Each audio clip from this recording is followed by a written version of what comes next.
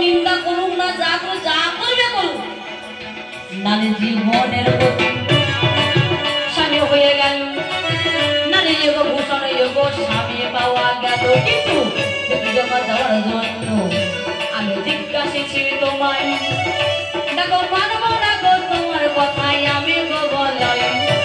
শোনো শোনো ভোলানাথ, তোমার কাছে গাই, যেতে যদি না দাও গো বলেছে কথাই, যেতে যদি না দাও তোমায় বলি ভালো, আমার রণমূর্তি আমি এগো ধারণ করবো ভাই। নমস্কার, আমাদের এই দাদা ইনি একজন কবিগানের ভালো দোহার দুঃশাসনদা। উনি দুজনকে 10-10 কোটি টাকা বৌদিমণি দিচ্ছেন। আমার এটা আমার ভাই ছিল, আমাকে কাকা বাবু বলে মিলিয়ে দিচ্ছে। আর দুঃশাসন আমাকে আমরা হাতে নেবো না, বৌদি হাতে নেব। যাই হোক, বৌদিমণি দুজনকে দিয়েছেন। আমি ভগবানের কাছে মা জগদ্ধাত্রীর কাছে প্রার্থনা করি আমি মঙ্গল হোক। এইবার সখী রেখে গেল গো, যাব নিশ্চয় যাব, বলে যাব মহাদেব আমার কথা ভাবো। এবার সতী কি করল?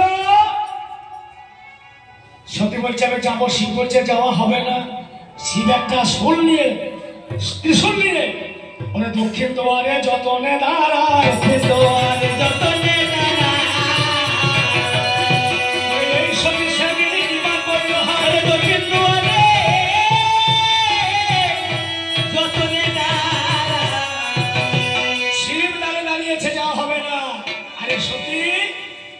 একটা রূপ নিলেন, নাম হচ্ছে ধূমামূর্তি। ধূমামূর্তি যাকে বলে বিধবা, সাদা শাড়ি পরে একটা কুলা নিয়ে আমার দক্ষিণ দিকে পাশ আছে, আর কুলার ডগায় অনন্ত কোটি শিব নাচছে। তাই দেখে মহাদেব আমার হয়েছে পাগল, কেবল তুমি ওগো জমে, কেবল তুমি ওগো নারী বড় নয়।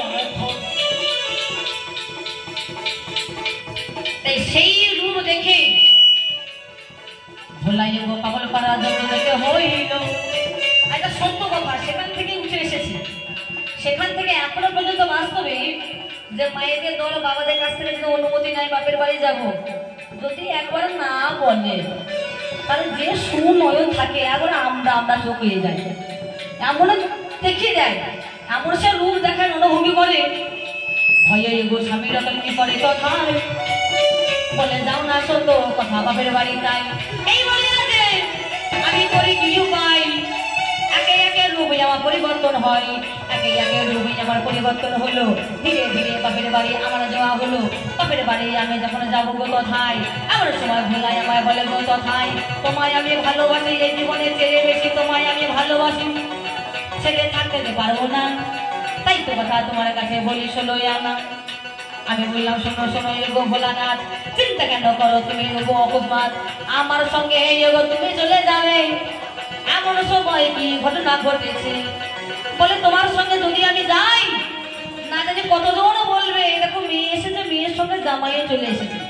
আমি বললাম তবে শোনো, তুমি আড়ালে আড়ালে যাবে, তুমি আড়ালে আড়ালে যাবে, আমার কথা ধরো তুমি। দেখবেন মা দুর্গা বাপের বাড়ি যখন যান গো তিনি,